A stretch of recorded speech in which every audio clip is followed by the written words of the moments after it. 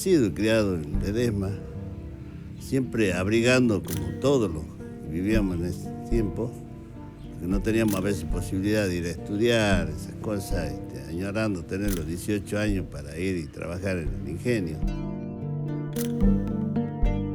Los que trabajaban en la caña, volteando la caña, y los chicos ahí se morían como cualquier cosa, como cualquier perrito, porque no había atención médica y se sufría mucho.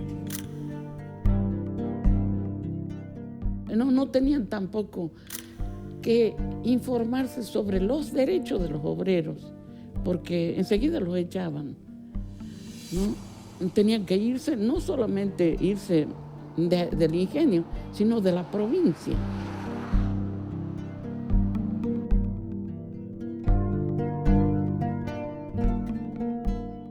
Él se recibe en la Universidad Nacional de Córdoba, lo contratan en el año 57 como médico de planta del hospital que pertenecía a la empresa Ledesma y que trabajaba con la farmacia de la empresa Ledesma.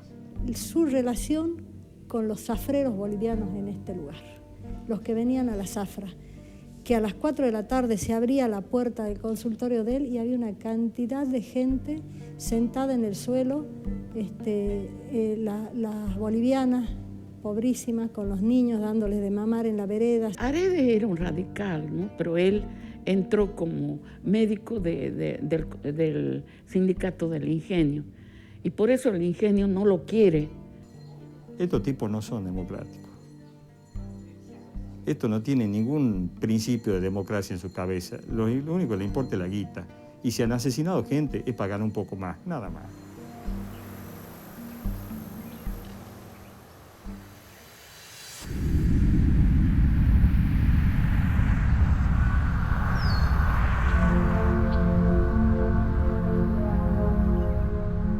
Ese hospital debía dar cuenta de la salud de los trabajadores de la empresa. Y empieza a poco de andar a salir diferencias entre los empleadores y él. Y nosotros sabíamos por el comentario de la propia gente que el doctor Aredes sabía tener problemas serios con el director del hospital porque él no cumplía una normativa que era el vademecum, ¿no es cierto?, que le imponía el ingenio, que era más o menos 18 medicamentos. Había remedio para los ricos y remedio para los pobres.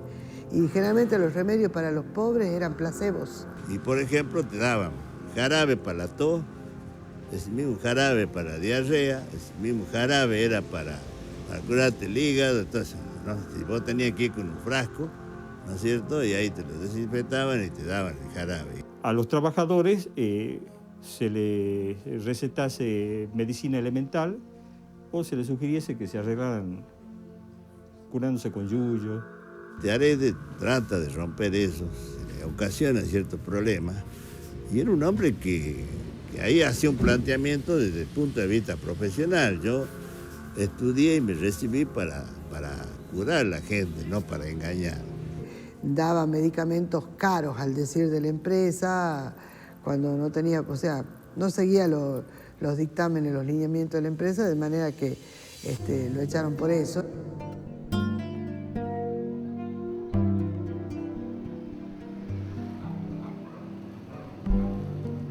Toda mi vida he sido pintora. Al salir de la cárcel, cuando me llevaron presa el gobierno de Videla, me habían dejado cesante en mi trabajo.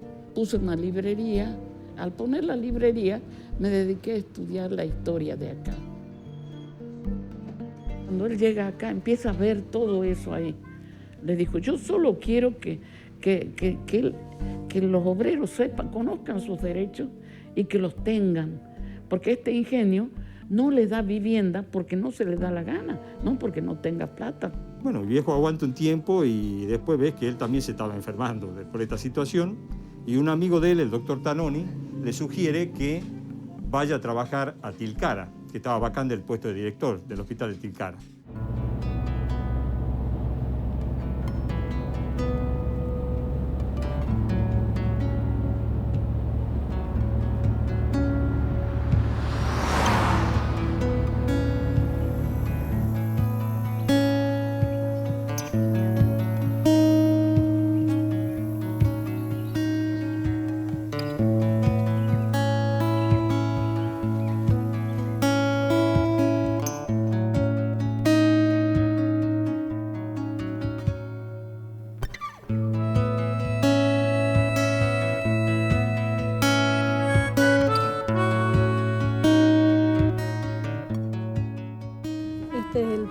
Tilcara. Y aquí llegaron ellos por primera vez cuando a él lo dejan cesante. Las calles eran de tierra. Esto es un lugar desértico y de mucho viento y mucha tierra, pero a la vez de mucha paz, o sea, de mucha tranquilidad. Mi tata compra esta casa para cuando tuviera nietos, pasar las vacaciones y descansar con ellos acá. Ellos construyeron, digamos, entre comillas, el jardín. Y él compró las plantas frutales. Las trajo de Neuquén en tren y puso árboles frutales. Acá en la casa los nogales ya estaban. El lugar preferido de mi papá y de mi mamá era el jardín y el asador del fondo donde se reunían con los amigos. Lo que él decía siempre, que era lindo en Tilcara sentarse en el jardín de noche y observar las estrellas fugaces. El cielo era muy claro y que él pensaba a los nietos mostrarle ese cielo, las estrellas, los satélites. Por las noches se sentaban con mi mamá y mi abuelo en el jardín. Recorrer la casa y volver a esta casa, para mí, es volver a ellos.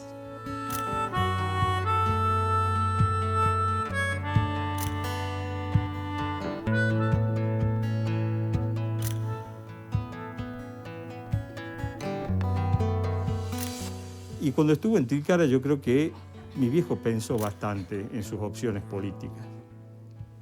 Yo supongo que le vio la cara a la gente y empezó a conocer lo que era el peronismo de base.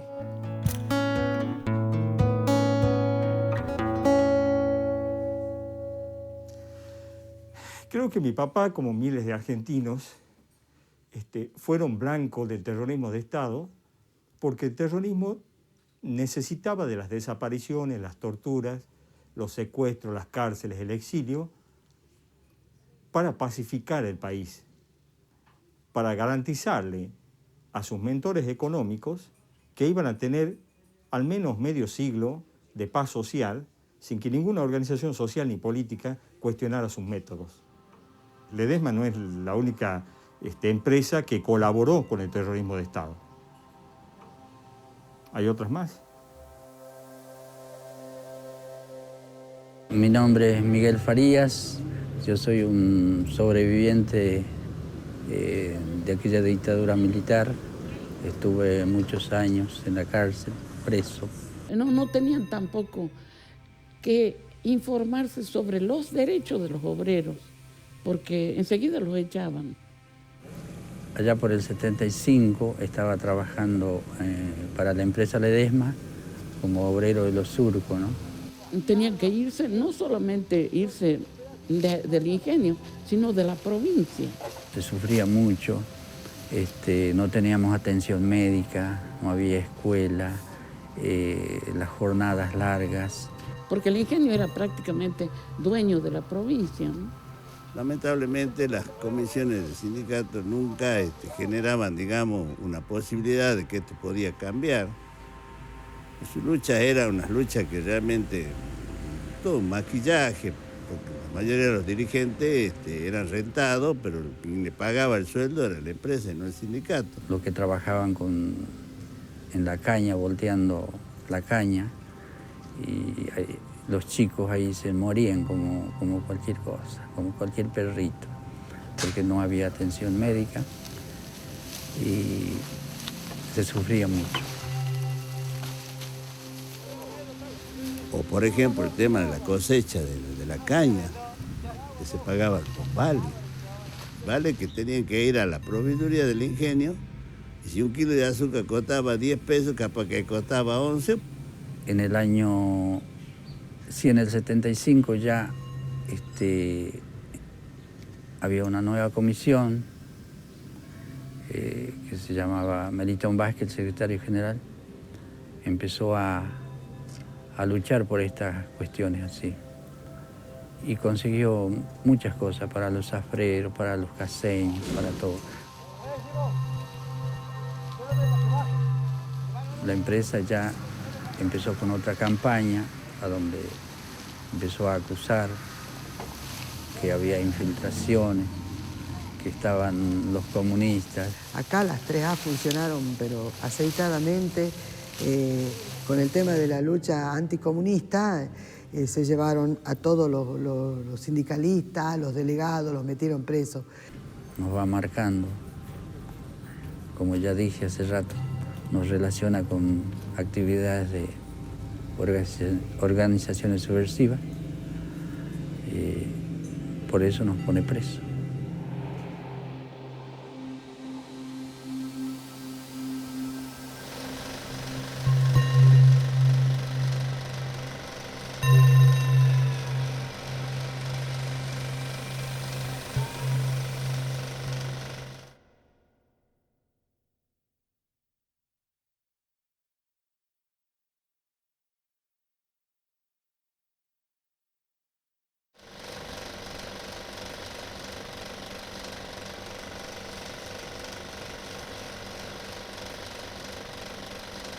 Aredes era un tipo muy popular, un tipo muy entregado a la gente, un tipo con una capacidad humana tremenda, y todo el mundo percibía eso.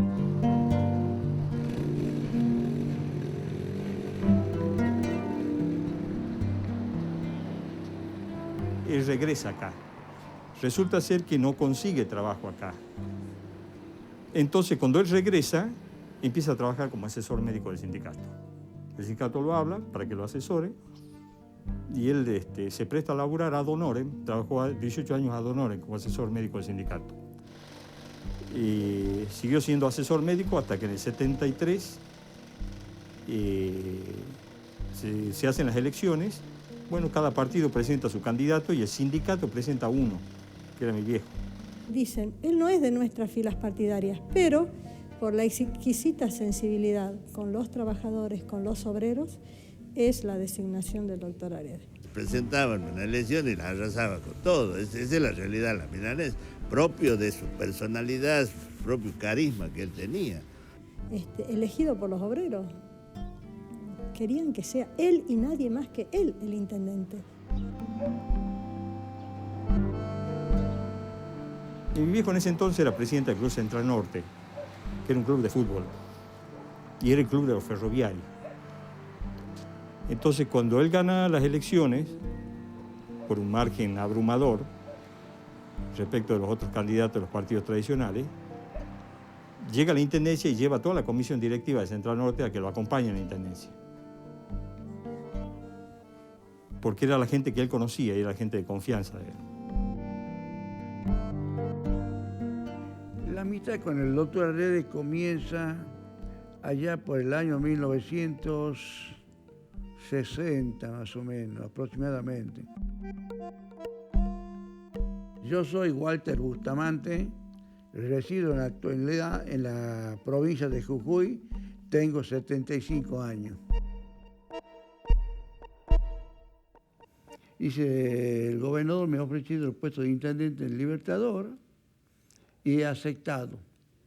Yo he buscado a mi gente para que me colabore y he determinado ponerlo a usted como tesorero de mi gestión. Yo lo que quiero es que usted me cuide la espalda. Si alguien está por hacer algo en contra mío, que usted me respalde el costo y no me va a firmar cualquier cosa. Él encuentra la intendencia sin dinero. La intendencia no tenía fondo y había una deuda muy grande con los proveedores de la municipalidad. Entonces se reúne con el contador y el contador le dice, tenemos que buscar una forma de recaudar dinero y vemos los contribuyentes de alumbrado, barrio y limpieza y la empresa Ledesma no figuraba. Preguntando, mi viejo se entera que Ledesma jamás pagó alumbrado, barrio y limpieza en Libertador de San Martín. Entonces él hace un decreto que amplía el ejido municipal para incluir a la empresa y empieza a cobrarle los impuestos. Él, como intendente, hizo cosas que no las hizo nadie y que valen hasta ahora. Amplió el ejido municipal, resuelve cobrar los impuestos al ingenio Ledesma. Y el ingenio Ledesma no le gustó eso porque el ingenio no estaba acostumbrado. él había hecho cosas impensadas, como cobrarle los impuestos a los genocidas estos del directorio de Ledesma. Impuestos que nunca en su vida habían pagado. Yo lo que sí me acuerdo claro es de que una vez se reunieron ahí en la municipalidad con gente de autoridades del ingenio Ledesma, creo que era el brigadier Álvarez, si no me equivoco también, que venía, que era asesor de ellos, algo así, y que él había tenido su contador, su abogado, y escuché así, porque la oficina de él estaba casi pegada con la mía, y entonces escuché que le decían, no, es que ustedes nunca han pagado lo que tenían que pagar, y es necesario que una vez por todas paguen. Y bueno, y eso evidentemente le costó lo que le costó. Esto fue un antecedente que le dolió a Ledesma porque le tocaron el bolsillo. Entonces hicieron un plan para desestabilizarlo a él en el cargo, y una noche pasaron las topadoras sobre Villa Frutilla. Y los habitantes de la villa amanecieron ahí frente al municipio. Ahí deciden expropiar la loma para construir viviendas para que la gente que no tiene casa fuese a ubicarse ahí. Obligan al ingenio a ceder tierra para que se amplíe este pueblo, porque este pueblo no podía ya seguir viviendo con 9 manzanas. Porque aquí, desde la época del doctor Arede, nunca nadie se animó a expropiarle ni un centímetro de tierra por bien de utilidad pública. Nunca nadie se animó, excepto el doctor Aredes. Lo que sí fue que el gobierno de la provincia, a instancias del gobierno nacional, intervino en la municipalidad de Ledesma, del Libertador General San Martín, con la policía, y mi viejo renunció.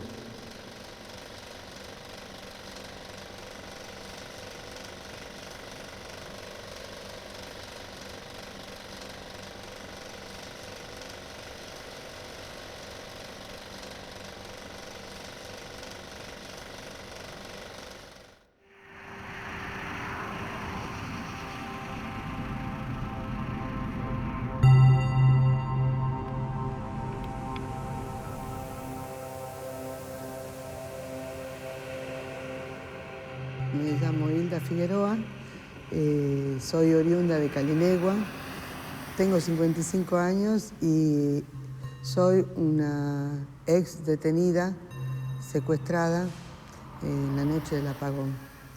La noche más terrible y más aciaga de toda la región.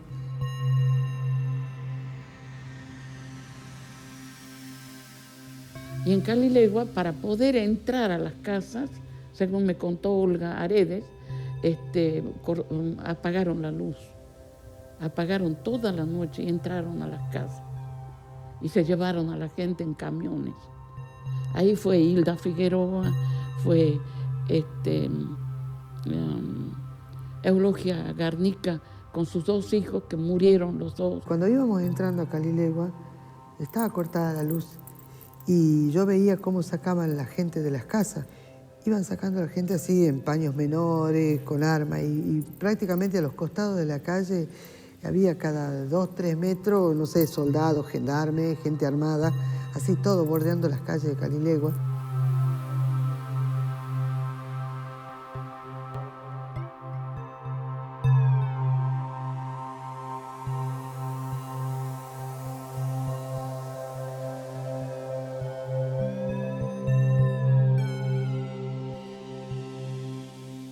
Me sacaron de un brazo, la sacaron a mi hermana y después me volvieron a alzar y me tiraron dentro de un espacio grande, algo como un camión, sobre otros cuerpos, sobre otra gente. Un chico que era novio mío, que también está desaparecido, Rubén Canseco, yo a él lo sentí morir. No sé que a él lo mataron, él murió en la tortura, ahí en Guerrero. Yo en muchas oportunidades pedía que me maten porque no, era insoportable. Lo más terrible no es tal vez lo que a uno le ha pasado. Yo lo que más todavía no lo puedo superar es sentir que a otros los torturan gritan un dolor tan grande que es una impotencia tan grande que uno no puede hacer nada porque vos también estás así.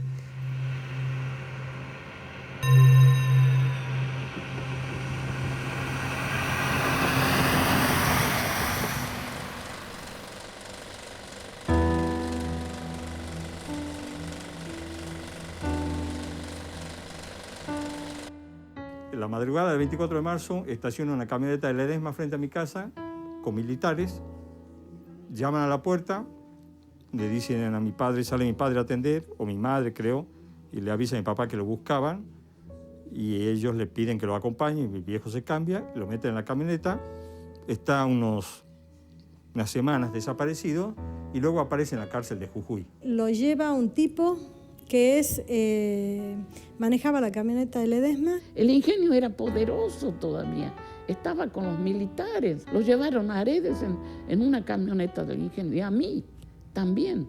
Me sacaron en una camioneta del ingenio. Esa es la primera vez que desaparece mi viejo y luego lo blanquean. Estuvo preso hasta el 5 de marzo del 77, fecha en que lo liberan y le dicen que esta era la última vez. Ya le habían dicho antes que salga de la provincia, ahora que se vaya del país. Lo que sí nos dijo que él se iba a quedar en Libertador, que no quería irse afuera del país. Y por ahí había compañeros que le dijeron que le convenía salir del país. Bueno, él no quiso. Entonces mi viejo dijo, no, yo no me voy del país, yo no he delinquido, así que no tengo nada que... No tengo motivos para salir de acá. Se reintegra al trabajo, viaja como siempre toda su vida, todos los días por la mañana al hospital de Fraile y al mediodía regresaba a la casa. Ya se había reintegrado al hospital de Fraile, creo, y ha ido a trabajar, y salió de trabajar y no volvió. Eso es lo que sé. Al mediodía se retira del hospital y dice, mañana vengo a hacer la guardia.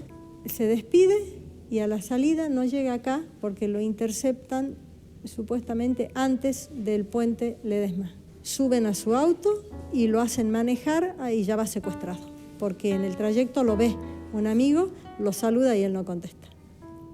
Bulgeroni, con el tiempo sabemos que es el secuestrador de mi papá. Carlos Bulgeroni, subteniente, nos confiesa yo tengo 28 años y 29 muertes. Estuvo acá y en mayo volvió acá, se reincorporó y en mayo de ese año lo secuestran junto con su auto.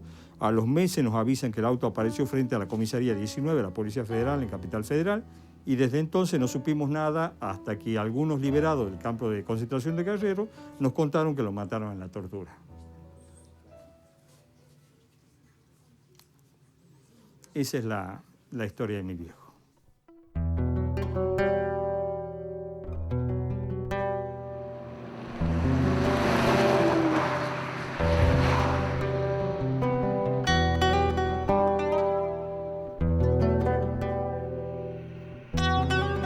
Aquí sabemos perfectamente quienes han organizado la desaparición de mi papá han sido el directorio de la empresa Ledesma.